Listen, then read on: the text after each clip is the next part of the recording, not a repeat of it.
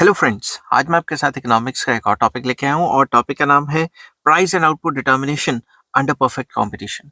शुरू करने से पहले बता दूं कि चैप्टर का नाम है determination of price and output under perfect competition और इस चैप्टर के सारे लिंक्स आपको इस वीडियो के डिस्क्रिप्शन में मिल जाएंगे। तो ये टॉपिक जो मैं price and output determination under perfect competition discuss कर रहा हूँ, ये थोड़ा इंट्रोडक्टरी लेवल पे है। अगर आपको एडवांस्ड लेवल पे चाहिए होगा तो वो आपको मिल जाएगा माइक्रो इकोनॉमिक्स ग्रेजुएशन नाम की एक प्लेलिस्ट है, उसके अंदर फुल चैप्टर ये मिल जाएगा। अगर आपको ना मिले या आप ना ढूंढना चाहें तो मुझे कमेंट कर दें, मैं आपके साथ लिंक शेयर कर दूंगा। तो ये इंट्रोडक्टरी लेवल पे चैप्टर है और एडवांस लेवल पे मैंने ऑलरेडी अपलोड किया हुआ है। ये उनके लिए जिनको इकोनॉमिक्स बिल्कुल नहीं आती और बेस लेवल से समझनी है। समझ के बात। तो ये जो टॉपिक है ये मैं दो पॉइंट ऑफ व्यू से डिस्कस करूंगा, एक तो short run equilibrium and long run equilibrium. ठीक है, तो इसमें मैं पहली हेडिंग बनाता हूँ short run equilibrium. While dealing with the perfect competition model, it is essential to keep separate the concepts of firm and an industry. तो जब भी हम परफेक्ट कंपटीशन के इक्विलिब्रियम की बात करेंगे या परफेक्ट कंपटीशन की बात कर रहे होंगे तो हम फर्म को अलग लेके चलेंगे और इंडस्ट्री का इक्विलिब्रियम अलग से डिस्कस करेंगे। मतलब दो different level of equilibrium discuss करेंगे। ठीक है, अब फर्म और इंडस्ट्री क्या होती है वो भी बता देता हूँ क्योंकि इंट्रोडक्टरी लेवल पे वीडियो बन रही है। फर्म होती है एक यूनिट, वो जो वो पर्टिकुलर चीज बनाती है। जैसे फर्म होगी, जैसे स्पोर्ट्स वियर में मान लो Adidas is a firm, Nike is a firm, समझ की बात, रीबॉक इज अ फर्म। मगर वो सारी फर्म्स जो यही काम कर रही हैं, डिफरेंट डिफरेंट फर्म्स, वो सारी फर्म्स मिला के इंडस्ट्री बन जाती है। ठीक है, अ firm is an individual enterprise and industry on the other hand is a group of competing firms selling a well defined product. तो इंडस्ट्री हो गया ग्रुप ऑफ फर्म्स, तो जो फर्म है वो एक इंडिविजुअल यूनिट हो गया जो वो पर्टिकुलर चीज बना रहा है। तो शॉर्ट रन के अंडर हम दो तरीके से एक्सप्लेन करेंगे इक्विलिब्रियम ऑफ इंडस्ट्री, जिसको हम प्राइस डिटर्मिनेशन भी कह देते हैं, कि इंडस्ट्री के अंदर कैसे प्राइस डिटर्मिन होता है। ठीक है, under perfect competition, no single firm or single consumer can influence the market price because of its negligible share in the total supply or total demand of the industry. जो perfect competition होता है उसमें कोई भी जो seller है वो price को असर नहीं डाल सकता। सिमिलरली क्योंकि उसकी जो सेलर की सप्लाई इतनी छोटी होती है टोटल सप्लाई में, क्योंकि एक आधे सेलर के होने ना होने से कोई फर्क नहीं पड़ता। सिमिलरली जो बायर है वो भी जो मार्केट डिमांड को असर नहीं डाल सकता, क्योंकि उसकी डिमांड इतनी छोटी है कि वो डिमांड करे ना करे मार्केट डिमांड पे कोई फर्क नहीं पड़ रहा। However the price is determined by the collective actions of all the firms in the industry through the supply curve of the industry and the collective actions of all the consumers through the industry's demand curve. तो price कैसे determine होता है? Price determine होता है industry में जितने भी सारे सप्लायर्स हैं, सेलर्स हैं, उनकी सारों की सप्लाई मिला के एक मार्केट सप्लाई बन जाएगी, और जो सारे भी कंज्यूमर्स हैं, सारे कंज्यूमर्स हैं, उनकी डिमांड को मिलाएंगे तो मार्केट डिमांड बन जाएगी। तो मार्केट डिमांड और मार्केट सप्लाई की वजह से प्राइस डिटरमिन होता है। Thus, short run equilibrium price and quantity is determined by the interaction of market demand and market supply curve. तो शॉर्ट रन में इंडस्ट्री के अंदर जहां मार्केट डिमांड और मार्केट सप्लाई कर्व कट करेंगी वो इक्विलिब्रियम हो जाएगा। It can be explained with the help of diagram. तो मैंने एक तरफ इंडस्ट्री बनाई है, दूसरी तरफ मैंने फर्म बनाई है। तो डिमांड कर्व और सप्लाई कर्व ई पॉइंट पे इंटरसेक्ट होते हैं, तो ये इक्विलिब्रियम प्राइस डिटरमिन होता है। और जो प्राइस डिटरमिन हो गया इंडस्ट्री में, फर्म उसी प्राइस को चार्ज करेगी। समझ गए बात। तो फर्म क्या होती है? प्राइस टेकर, अपनी मर्जी से प्राइस नहीं बनाती परफेक्ट कंपटीशन के अंदर। ठीक है, अब इसको थोड़ा सा एक्सप्लेन करेंगे। मैं इसको रब कर देता हूं ताकि जब एक्सप्लेनेशन कर रहा हूं तो साथ के साथ आपको बता दूं। The demand curve D represents the total demand of all consumers and supply curve represents the total supply curve of the industry. तो ये जो डिमांड कर्व है वो सारे कंज्यूमर्स की डिमांड दिखा रही है, और सप्लाई कर्व सारी फर्म्स की जो टोटल सप्लाई करके मार्केट सप्लाई है उसको दिखा रही है। ठीक है, the short run equilibrium is determined at the point where the market demand curve and the industry supply curve intersect at point E. तो दोनों कर्व्स जहां इंटरसेक्ट करती हैं वो ई पॉइंट है इक्विलिब्रियम का, और ओपी जो है वो इक्विलिब्रियम प्राइस हो गया। ठीक है, the equilibrium price is OP and the equilibrium quantity is OQ. तो ये इक्विलिब्रियम क्वांटिटी होगी इंडस्ट्री की। ठीक है, if price is above OP से OP1, मान लेते हैं कि प्राइस अगर बढ़ के OP1 हो जाता है, इस प्राइस पे जो डिमांड है वो इतनी होगी और जो सप्लाई है वो ज्यादा होगी। तो जब डिमांड कम है सप्लाई ज्यादा है, उस सिचुएशन को हम एक्सेस सप्लाई कहते हैं। तो जब भी किसी भी चीज की सप्लाई एक्सेस हो जाएगी, सप्लाई बढ़ जाएगी और प्राइस जो डिमांड है वो कम हो जाएगी, तो नतीजा क्या निकलेगा, रिजल्ट क्या निकलेगा कि प्राइसेस गिर जाएंगे, तो प्राइसेस फिर से गिर के इक्विलिब्रियम आ जाएगा। तो सिंपल सी बात यही चीज एक्सप्लेन की हुई है। There is excess supply which pulls down, supply ज्यादा होने की वजह से प्राइसेस गिर जाएंगे। On the other hand if the price is below OP से OP2, अगर मान लेते हैं कि प्राइस OP2 है, मैं यहाँ से फिर से कर लेता हूँ, ये इक्विलिब्रियम हो गया, प्राइस मान लो OP2 है, इस प्राइस पे सप्लाई इतनी है और डिमांड क्या है, ज्यादा, तो क्या होगी, एक्सेस डिमांड होगी ना, डिमांड ज्यादा होगी। तो किसी भी चीज की जब डिमांड ज्यादा हो जाती है और सप्लाई कम हो जाती है, तो नतीजा ये निकलता है कि प्राइसेस बढ़ जाते हैं, तो प्राइसेस बढ़ के फिर से इक्विलिब्रियम प्राइस पे चले जाएंगे। ठीक है, तो वही चीज एक्सप्लेन की हुई है। There is excess demand, as a result price would rise. At equilibrium E, there is neither excess supply or excess demand, and therefore the price has neither a tendency to fall nor a tendency to rise.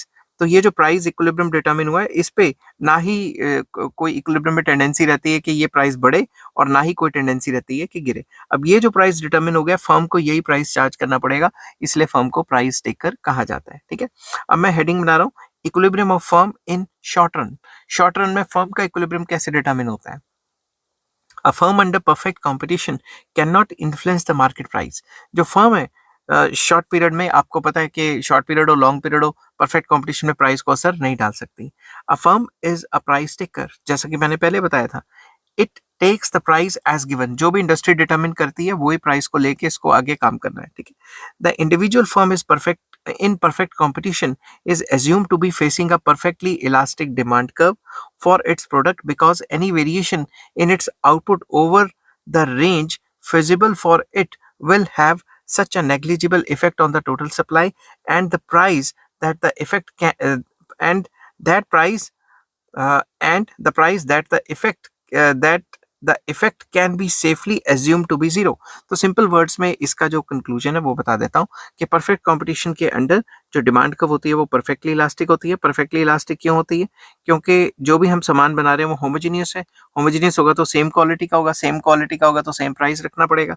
तो जब ये जो demand कव है वो perfectly elastic है, demand कव को AR भी कहते हैं, तो जो भी प्राइस होगा वो मार्केट में गिवन होगा। अगर हमने हल्का सा भी प्राइस ऊपर नीचे करने की कोशिश की तो डिमांड में इनफाइनाइट चेंज आ जाएगा। ठीक है, अगर हमने प्राइस बढ़ाया तो हमारी डिमांड जीरो भी हो सकती है, क्योंकि सारे जो हमारे बायर्स हैं वो हमारे कॉम्पिटिटर से खरीदने लग जाएंगे क्योंकि क्वालिटी सेम है।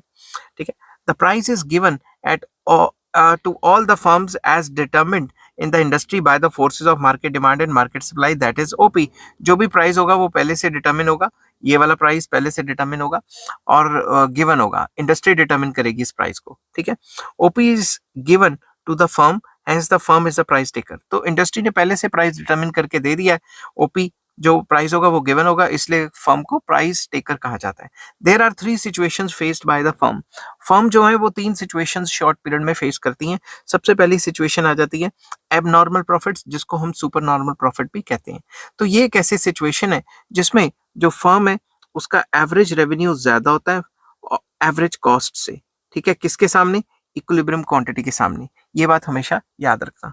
तो आप ये कह सकते हो it is a situation in which average revenue is more than average cost corresponding to equilibrium level of output. तो अब ध्यान से देखो, ये प्राइस तो इंडस्ट्री ने गिवन रखा हुआ था। प्राइस क्या होता है, प्राइस को हम एवरेज रेवेन्यू भी कहते हैं। अगर आपको कॉस्ट रेवेन्यू के चैप्टर नहीं आते तो सबसे पहले आपको कॉस्ट रेवेन्यू और प्रोड्यूसर इक्विलिब्रियम के चैप्टर पढ़ने पड़ेंगे, तो ये टॉपिक अच्छे से समझ आएगा। अब ये MC कर्व होगी, MC कर्व और ये MR कर्व। मैंने आपको पिछले चैप्टर में बताया था MC MR को जहां नीचे से काटती है, यहां से काट रही है, तो यहाँ पे इक्विलिब्रियम हो जाएगा, इसको नीचे तक मिलाएंगे, ये इक्विलिब्रियम क्वांटिटी हो जाएगी। अब इस इक्विलिब्रियम क्वांटिटी के सामने हमने एवरेज कॉस्ट बनाई। एवरेज कॉस्ट यू शेप होती है। एवरेज कॉस्ट बनाते बनाते जैसे ये मार्जिनल कॉस्ट को टच करेगी वही इसका लोएस्ट पॉइंट होगा, उसके बाद ये बढ़नी शुरू हो जाएगी। ये बात याद रखना। ठीक है, अब एवरेज कॉस्ट ये इक्विलिब्रियम क्वांटिटी के सामने जहां कटती है वो पॉइंट कौन सा है, S। ये जो S पॉइंट है, ये S पॉइंट दिखाता है कि इक्विलिब्रियम के सामने कॉस्ट इतनी है, और इसी को अगर हम इसी इक्विलिब्रियम क्वांटिटी के सामने चलें, क्योंकि हमने जो भी काम करना है इक्विलिब्रियम के सामने करना है, तो हमारी कॉस्ट क्या है, OB, और प्राइस जिस पे बेचा वो क्या है, OP1 या OP कह सकते हो। ठीक है, तो ये जो पोर्शन है ये PB के बीच में, ये जो आपका रेक्टेंगल सा दिख रहा है, ये हमें क्या दिखा रहा है, ये हमें दिखा रहा है super normal profit. Super normal profit क्योंकि इक्विलिब्रियम के सामने जो प्राइस है वो तो इतना है और जो कॉस्टिंग हमें पड़ी है वो कम है, तो ये सारा ये जो शेडेड पोर्शन है ये हमें दिखा रहा है सुपर नॉर्मल प्रॉफिट। अब इसको एक्सप्लेन करते हैं के फिगर को कैसे एक्सप्लेन करना है। एसएसी कर्व, एसएसी मतलब short run average cost curve, lies below average revenue is equals to marginal revenue curve. ये जो एआरएमआर कर्व है इससे नीचे लाई करती है, ठीक है। At equilibrium level, equilibrium level कौन सा है, ये लेवल, इस इक्विलिब्रियम लेवल पे जो शॉर्ट रन एवरेज कॉस्ट है वो एवरेज रेवेन्यू के नीचे लाई करती है। And the firm earn super normal profit और pure profit corresponding to equilibrium level of output OQ. तो ये जो इक्विलिब्रियम लेवल ऑफ आउटपुट है ओक्यू, इसके सामने अगर देखा जाए तो रेवेन्यू जो है वो ज्यादा है, एवरेज रेवेन्यू, और एवरेज कॉस्ट जो कम है, तो फर्म को क्या हो रहा है, प्योर प्रॉफिट्स कह सकते हो इसको, या सुपर नॉर्मल प्रॉफिट या abnormal profit. At this output, इस आउटपुट पे बात करें, ये वाली जो आउटपुट है, ये वाली आउटपुट, इस पे क्या है, ए आर, ए आर मतलब एवरेज रेवेन्यू क्या है, ई क्यू। यहाँ ध्यान से देखो, ये पॉइंट है ई, ई क्यू, ये एवरेज रेवेन्यू है, इसको हम ओपी भी तो कह सकते हैं, ठीक है ना। तो एवरेज रेवेन्यू ई क्यू कह लो या ओपी कह लो। एंड जो एवरेज कॉस्ट है, एवरेज कॉस्ट कितनी है, ये एस क्यू कह लो या बी ओ कह लो, एक ही बात है। तो एवरेज रेवेन्यू जो है वो ज्यादा है और एवरेज कॉस्ट कम है, therefore the firm is earning E S, E S मतलब ये वाला पार्ट, ई और एस के बीच में, और यहाँ पे पीबी भी कर सकते हो, ठीक है। E S super normal profit per unit, per unit of output, एक यूनिट को बेच के उसे ई एस या पीबी जो है प्रॉफिट हो रहा है। Total super normal profit will be the area that is E S B P, मतलब ये वाला एरिया, ये जो शेड किया हुआ area, which is equals to E S multiply by B S, मतलब ई एस को मल्टीप्लाई करेंगे बी एस से तो हमें ये टोटल एरिया मिल जाएगा, ठीक है। तो इस तरीके से आपने पेपर में लिखना है सुपर नॉर्मल प्रॉफिट को। नेक्स्ट आ जाता है नॉर्मल प्रॉफिट्स। नॉर्मल प्रॉफिट एक ऐसी सिचुएशन है जिसमें average revenue is equals to average cost हो जाता है इक्विलिब्रियम के सामने। अब बच्चे कहते हैं कि अगर एवरेज कॉस्ट और एवरेज रेवेन्यू इक्वल है तो हम इसको नॉर्मल प्रॉफिट क्यों कहते हैं। मैं थोड़ा सा उसके बारे में आपको बता दूं। Because minimum level of profits, minimum level of profits are added in costs. आपको इसका एग्जांपल देता हूँ। मान लो आप दुकानदार के पास गए और आपने दुकानदार को कहा कि मुझे ये वाली शर्ट चाहिए। दुकानदार ने कहा कि आपका बजट कितना है, उसने आपसे बातों बातों में बजट पूछ लिया। आपको आपने कह दिया उसको 2000 का हमारा बजट है, या जितना भी बजट है, मैं तो एग्जांपल लेके चल रहा हूँ। तो आपने उसको कहा कि हमारा 2000 का बजट है। तो उसने अब मान लो कोई भी चीज दिखाई, मान लो 1800 की। आपने कहा कि भाई हमें तो इतने पैसे नहीं खर्चने, या फिर उसने आपको, ये वाला एग्जांपल नहीं लेते, एग्जांपल कोई और लेते हैं। फॉर एग्जाम्पल आप, क्योंकि ये एग्जाम्पल थोड़ा सा डिफरेंट हो जाएगा, एग्जाम्पल चेंज कर देते हैं। आप दुकानदार के पास गए, दुकानदार ने आपको कहा ये शर्ट है 2000 की। आपने कहा कि भाई हमारा 2000 तो बजट नहीं है, हमारा तो बजट ही 1500 है। तो आप बहस करने लग गए कि 1500 में दो। तो दुकानदार कहता है नहीं, 1700 में आप ले लो। 1700 मेरी एवरेज कॉस्टिंग है, मेरी खुद की खरीद 1700 है, इससे कम में मैं नहीं बेचूंगा। तो आप उससे लड़ लुड़ के 1700 में दे आए। तो मतलब 1700 क्या है, उसकी एवरेज कॉस्ट। आपने उसी के बराबर उसको एवरेज रेवेन्यू मतलब प्राइस दे दिया। मगर आपको पता है एग्जैक्टली कि उसकी खरीद 1700 ही है कि नहीं, क्या पता वो झूठ बोल रहा हो। तो कहने की बात ये है कि minimum level of profits are added in the cost. मतलब जब भी कोई भी प्रोड्यूसर अपनी कॉस्ट बता के सामान बेचता है ना, तो उसमें वो अपना मिनिमम प्रॉफिट पहले से ऐड करके रखता है, ताकि अगर कॉस्टिंग पे भी सामान बिक जाए तो उसे फायदा हो। समझ की बात। तो बाद में दुकानदार कहते हैं कि भाई हमने तो अपने कस्टमर बनाने के लिए ये दे दिया है, हमें तो नुकसान है, हम ना देते मगर हमने कस्टमर बनाने के दिया है। मगर जो वो कॉस्ट बताते हैं उसी में उनकी जो है मतलब उनका प्रॉफिट एडेड होता है, ठीक है। मिनिमम प्रॉफिट उसी में ऐड किया होता है। तो अब नॉर्मल प्रॉफिट में क्या आ जाता है, ये A R is equal to M R curve है, ठीक है। अब M C short term marginal cost इसको इंटरसेक्ट करती है, तो E is the point of equilibrium हो गया, ये इक्विलिब्रियम क्वांटिटी होगी। अब हमने जो एवरेज कॉस्ट कर्व यहाँ से नीचे से निकाली थी, अब हम क्या करेंगे, इसी एवरेज कॉस्ट कर्व को ऊपर शिफ्ट कर देंगे। तो ऊपर शिफ्ट करेंगे टेंजेंट पे सॉरी टेंजेंट पे शिफ्ट करेंगे, तो जहां पे टेंजेंट है ई पॉइंट, वहां पे इक्विलिब्रियम पॉइंट हो जाएगा, ठीक है।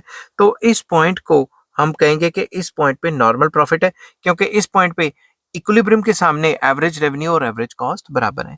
अब इसको लिखना कैसे है, A R is equal to M R, line is tangent to short run average cost curve and the firm covers its short run average cost which includes the normal profit. जैसा कि मैंने ऊपर बताया कि शॉर्ट रन एवरेज कॉस्ट को cover कर लेती है, इस प्राइस पे बेच देती है, और एवरेज कॉस्ट वो जो शॉर्ट रन में है उसी में उसने अपना नॉर्मल प्रॉफिट ऐड किया हुआ है। एट ओपी प्राइस, तो इसके सामने प्राइस कितना हो गया, ओपी, ठीक है। At OP price determined by industry, जो इंडस्ट्री ने डिटर्मिन किया था डिमांड सप्लाई की वजह से, जहां इंटरसेक्ट हो रही थी। Firms equilibrium is at point E and O Q is the equilibrium level of output. तो ओपी इक्विलिब्रियम प्राइस है और ओ क्यू इक्विलिब्रियम क्वांटिटी है। एट पॉइंट ई, ये वाला जो पॉइंट है, ठीक है, MC is equal to MR and MC cuts MR from below, इसलिए ये प्रोड्यूसर इक्विलिब्रियम है।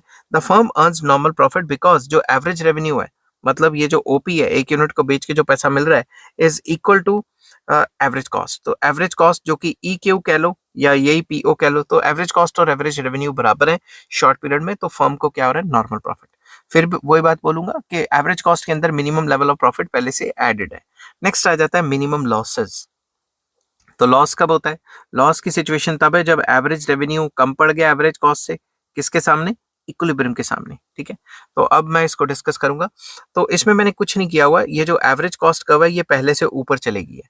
अब ये जो इक्विलिब्रियम था वो तो वहीं का वहीं रहेगा। अब इक्विलिब्रियम के सामने अगर देखें, इक्विलिब्रियम कैसे बना वो भी बता देता हूँ मैं, पहले अच्छे से बता देता हूँ आपको। यह है short run marginal cost, SMC. Short run marginal cost जहां पे भी एमआर कर्व को कट करेगी, इक्विलिब्रियम वहां पे आ जाएगा। ये मिलाए तो इक्विलिब्रियम क्वांटिटी होगी, इसके सामने अगर एआर देखें तो प्राइस ये हो गया। अब हम क्या करेंगे, एवरेज कॉस्ट को नीचे से लाया था ना, अब एवरेज कॉस्ट को और ऊपर शिफ्ट कर देंगे। तो सुपर नॉर्मल प्रॉफिट में एआर के नीचे से, नॉर्मल प्रॉफिट में एआर के टेंजेंट करके, और जब लॉस दिखाना है तो इसको एआर के ऊपर से लेंगे। समझ की बात। अब इक्विलिब्रियम के सामने अगर देखें तो एवरेज कॉस्ट कितनी बन रही है, shorter average cost S point पे टच कर रही है, तो हमारी कॉस्टिंग बन रही है ये वाली बी, बी ओ या फिर ओ बी कह लो। मगर ए आर के सामने अगर प्राइस देखें तो हमारा प्राइस कितना बन रहा है, ओ पी। तो ये जो प्राइस और कॉस्ट जो ज्यादा है, इसके बीच का जो शेडेड पोर्शन है, इसे हम कहेंगे मिनिमम लॉसेस हो गए हमारे, ठीक है।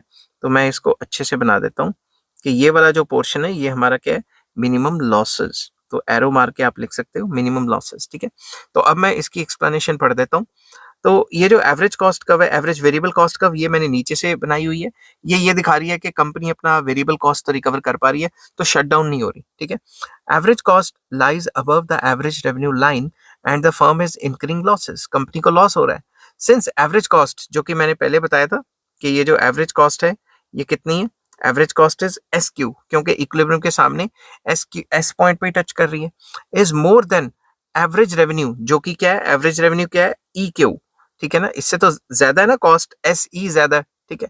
The firm is incurring losses equal to S E per unit, total losses will be equal to B S E P, ये जो रेक्टेंगल है इसके बराबर होगा। सिंस प्राइस एक्सीड्स, जो प्राइस है वो वेरिएबल कॉस्ट, मतलब एवरेज वेरिएबल कॉस्ट से तो ए आर ऊपर ही है। The firm continues to produce in the short run despite losses, तो लॉसेस तो हो रहे हैं मगर फर्म अपना वेरिएबल कॉस्ट को तो रिकवर कर पा रही है ना, वेरिएबल कॉस्ट तो इक्विलिब्रियम लेवल पे देखें तो नीचे है, तो कंपनी माल बनाती रहेगी। और अगर यही वेरिएबल कॉस्ट टेंजेंट कर जाएगा तो कंपनी कहेगी अब फायदा क्या है बनाने का, शट डाउन कर जाएगी, ठीक है। नेक्स्ट आ जाता है लॉन्ग रन। लॉन्ग रन में फर्म और इंडस्ट्री को डिस्कस करेंगे। Equilibrium of firm in the long run, a firm under perfect competition will be in equilibrium in long run when it earns only normal profit। अब मैं आपको यहाँ पे example देता हूँ। सॉरी, बोल बोल के गला बैठ जाता है, ध्यान से समझना एग्जांपल को। मान लो आपके घर के पास सिर्फ एक दुकान खुली है, अगर उसको काफी ज्यादा प्रॉफिट हो रहा है, मान लो मेडिसिन की दुकान है या फिर शेक की, या क्या कहते हैं, जूस कॉर्नर खुल गया, कोई शेक कॉर्नर खुल गया, फास्ट फूड कॉर्नर खुल गया, ठीक है, उसको काफी ज्यादा सुपर नॉर्मल प्रॉफिट हो रहा है शॉर्ट पीरियड में। अब बाकी कंपनियां अगर देखेंगी कि इसको तो बहुत प्रॉफिट हो रहा है और ये काम करने के लिए कोई परमिशन भी नहीं चाहिए, तो वो फर्म्स क्या करेंगी, वो भी वही काम खोल लेंगी। समझ गए बात। तो वो कंपनियां भी वही सेम टू सेम काम खोल लेंगी। अगर सारी की सारी कंपनियां एक ही काम खोलेंगी, तो आपने देखा होगा कई मार्केट में एक केमिस्ट खुलता है तो केमिस्ट ही केमिस्ट हो जाते हैं। एक जूस कॉर्नर या जो फ्रूट शेक की दुकान खुलती है तो सारी की सारी दुकानें वैसी हो जाती हैं। तो लॉन्ग रन में ये जो फर्म सुपर नॉर्मल प्रॉफिट कमा रही थी, वो प्रॉफिट खत्म हो जाता है और लॉन्ग रन में क्या हो जाता है, नॉर्मल प्रॉफिट। नॉर्मल प्रॉफिट क्यों होता है, क्योंकि लॉन्ग रन में परफेक्ट कंपटीशन के अंदर हम किसी भी फर्म को रिस्ट्रिक्ट नहीं कर सकते। फर्म्स कैन एंटर और exit the market at any time. तो उस हिसाब से अगर एक कंपनी सुपर नॉर्मल प्रॉफिट कमाती है तो सारी फर्म्स वही काम करना शुरू कर देती हैं, जिसकी वजह से जो सुपर नॉर्मल प्रॉफिट है वो खत्म हो जाता है। The key to the long run equilibrium is free entry and exit. तो लॉन्ग रन में फ्री एंट्री एंड एग्जिट होती है, तो अगर एक कंपनी प्रॉफिट कमाने लग रही है या प्रॉफिट कमा पा रही है तो सारी फर्म्स वही काम कर लेती है इंडस्ट्री में आके, तो उसका बेचारी का प्रॉफिट खत्म हो जाता है। The existence of free entry and exit will ensure that the firm earns only normal profit in the long run। वही बात जो मैं इंग्लिश में बता रहा था, हिंदी में बता रहा था। Profits and losses earned in the short run provide a signal to the resource owners to enter or leave in the industry। अगर प्रॉफिट्स होते हैं शॉर्ट पीरियड में तो जो फर्म्स हैं उनको एक सिग्नल मिल जाता है कि ये काम करके देखते हैं, क्योंकि कोई रिस्ट्रिक्शन भी नहीं है, ठीक है।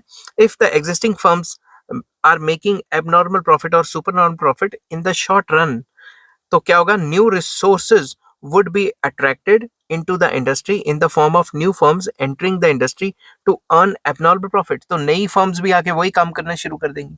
अगर नई कंपनी भी आके वही काम करेंगी तो नेट रिजल्ट क्या होगा, एग्जिस्टिंग फर्म्स ज्यादा माल बनाएंगी, ज्यादा माल बनाएंगी तो फिर टोटल सप्लाई बढ़ जाएगी, सप्लाई के बढ़ने से और डिमांड के कम होने से प्राइसेस डाउन आ जाएंगे और उनके प्रॉफिट्स गिर जाएंगे।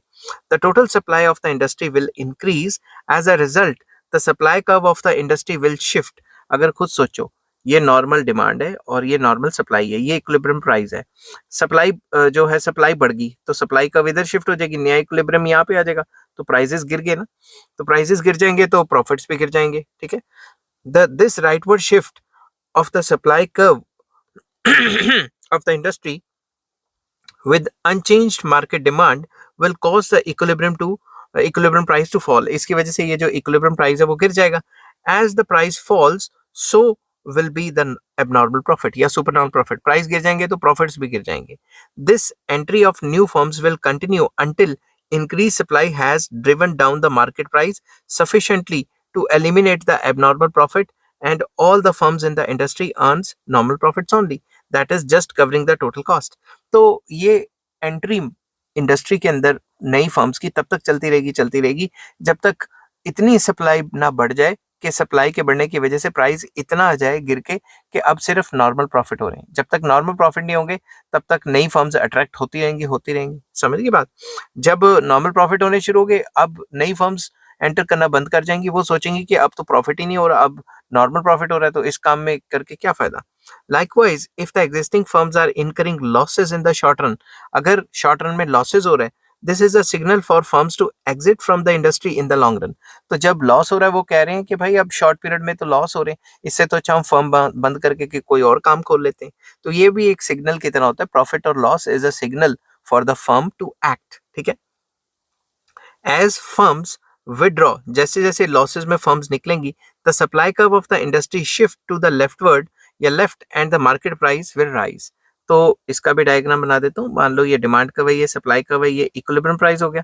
जैसे जैसे लॉसेस होगा तो सप्लाई कर्व जो है लेफ्टवर्ड शिफ्ट हो जाएगी। लेफ्टवर्ड शिफ्ट क्यों होगी, क्योंकि एग्जिस्टिंग फर्म्स एग्जिट करना शुरू कर देंगे इंडस्ट्री को, तो अब इक्विलिब्रियम प्राइस पहले से बढ़ जाएगा, प्राइस बढ़ जाएगा तो फिर जो लॉसेस हो रहे थे वो प्रॉफिट्स में आ जाएंगे।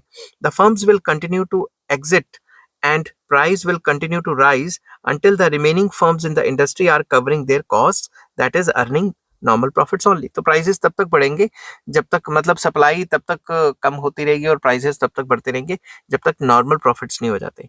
सो in the long run under perfect competition, a firm, यहाँ आना था perfect competition, can neither earn, कोई भी फर्म है जो परफेक्ट कंपटीशन में, ना ही वो एबनॉर्मल प्रॉफिट्स कमा सकती है, मतलब सुपर नॉर्मल प्रॉफिट कमा सकती है, ना ही वो लॉसेस कमा सकती है, वो हमेशा नॉर्मल प्रॉफिट में रहेगी।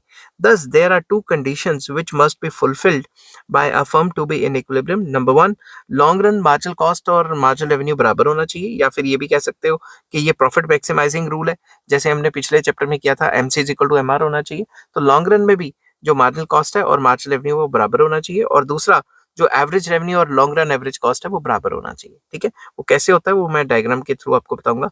We can write the equilibrium condition in the long run under perfect competition. जो फर्म की है वो है A R equal to M R is equal to L A C is equal to L M C. ये मैंने drive की मतलब draw की हुई है।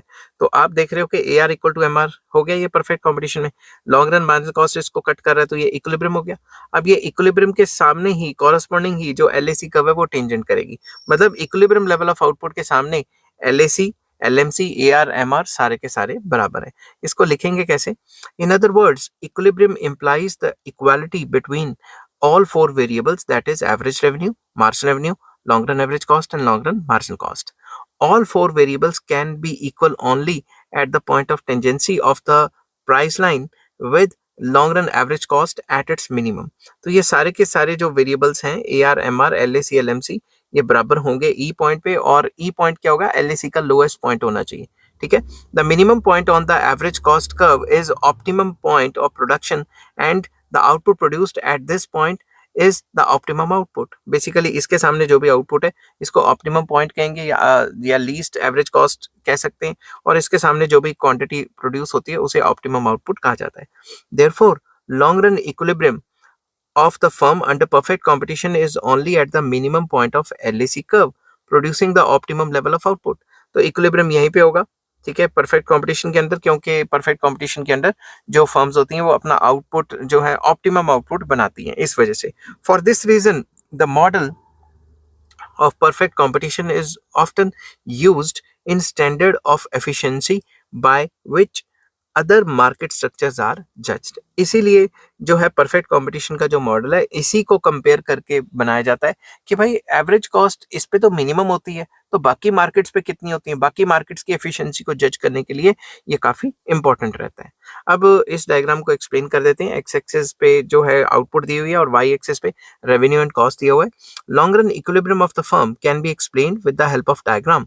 एट ओपी प्राइस, ये जो ओपी प्राइस डिटरमिन हुआ है, ये वाला price determined by the industry, the firm will be in equilibrium at point E.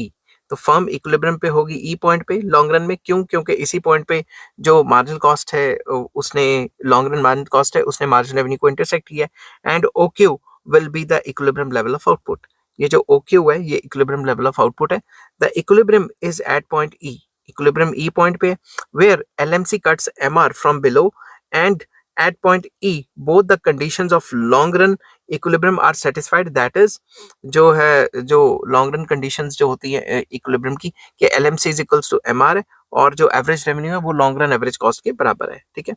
since AR equal to LAC which is equals to EQ, यहाँ पे AR जो है वो किसके बराबर है, AR जो है वो बराबर है यहाँ पे एवरेज कॉस्ट के, और एवरेज कॉस्ट यहाँ पे कितनी दिखा रहे हैं, EQ ये वाली, या फिर PO भी कह सकते हैं क्योंकि प्राइस और कॉस्ट तो बराबर ही है. At equilibrium the firm is earning only normal profit. तो लॉन्ग रन में सिर्फ नॉर्मल प्रॉफिट होता है. Therefore firm is just willing to stay in the industry. तो कंपनी क्या करेगी, इंडस्ट्री में सर्वाइव करेगी या फिर जो स्टे करने को रहेगी, क्योंकि वो अपना मिनिमम प्रॉफिट तो कमा ही पा रही है ना. मिनिमम लेवल ऑफ प्रॉफिट्स तो नॉर्मल प्रॉफिट्स में एडेड ही होते हैं. ठीक है. It has no incentive to leave the industry nor do other firms have an incentive to enter the industry. तो जब भी नॉर्मल प्रॉफिट कमाएंगे नई फर्म्स भी नहीं आएंगी मार्केट में और जो एग्जिस्टिंग फर्म्स हैं वो भी नहीं जाएंगी. ठीक है. अब आ जाता है long run equilibrium of the industry. Industry में लॉन्ग रन में इक्विलिब्रियम में क्या होगा, an industry is in equilibrium in the long run when its market demand equals to market supply. तो लॉन्ग रन में जहां market demand market supply intersect होती है वो इक्विलिब्रियम डिटरमिन हो गया, और वो जो इक्विलिब्रियम डिटरमिन है वही फर्म्स फॉलो करेंगी. अब यहाँ से ध्यान से समझना कि लॉन्ग रन में जब भी इक्विलिब्रियम होता है इंडस्ट्रीज में तो जितनी भी फर्म्स होती हैं वो सेम टू सेम जो मैंने अभी ऊपर नॉर्मल प्रॉफिट्स का डायग्राम बनाया ना वही डायग्राम बनाना है कि सारी की सारी फर्म्स नॉर्मल प्रॉफिट ही कमा रही हैं. अगर तो नॉर्मल प्रॉफिट नहीं कमा रही हैं तो सुपर नॉन प्रॉफिट कमा रही हैं तो बाहर से नई फर्म्स अट्रैक्ट होकर आना शुरू कर देंगी. ठीक है, वो शॉर्ट पीरियड का फिनोमेना है. और अगर लॉसेस कमा रही हैं तो एग्जिस्टिंग फर्म्स चली जाएंगी. समझ की बात. तो under such a situation there would be no tendency for the price to change, क्योंकि प्राइस तो यही रहेगा, एडजस्टमेंट्स नहीं होंगे. ठीक है. The industry would be in equilibrium in the long run when it is neither expanding nor contracting. नई firms भी नहीं आ रही और जो एग्जिस्टिंग फर्म्स है वो जा भी नहीं रही. The industry may expand or contract because of the entry of new firms or the or exit of some of the existing firms. वो contract कर सकती है अगर existing firm निकल जाएंगी और expand कर सकती है अगर नई firms आएंगी. Therefore, the industry would neither be expanding nor be contracting when there is no further possibility of entry or exit of the firm. तो लॉन्ग रन में इंडस्ट्री में जो है एंट्री और एग्जिट खत्म हो जाती है, तो जो फर्म का जो इंडस्ट्री का साइज है वो वैसे का वैसे ही रह जाता है. ना ही इंडस्ट्री एक्सपैंड करती है ना ही कॉन्ट्रैक्ट करती है. It is only when all the firms in the industry earns normal profits that there would be no incentive for the new firms to enter and some of the existing firms to leave the industry. तो कोई incentive नहीं रहता क्योंकि normal profit कमा रही है तो existing firms normal profit कमा रही है, जैसा कि मैंने पहले बताया था, तो नई फर्म्स एंटर नहीं करती. Thus, the industry would be in long run equilibrium when all the firms are producing at a minimum point of LAC curve and earning normal profit. तो इंडस्ट्री इक्विलिब्रियम में लॉन्ग रन में तब होगी जब नई firms नहीं आएंगी और एग्जिस्टिंग फर्म्स जो है सिर्फ जो है नॉर्मल प्रॉफिट्स कमा रही हो. आई होप ये वीडियो आपको पसंद आई होगी. अगर पसंद आती है तो please like share and subscribe. Next topic मैं लेके आऊंगा supply curve of a firm under perfect competition. Till then take care, bye bye.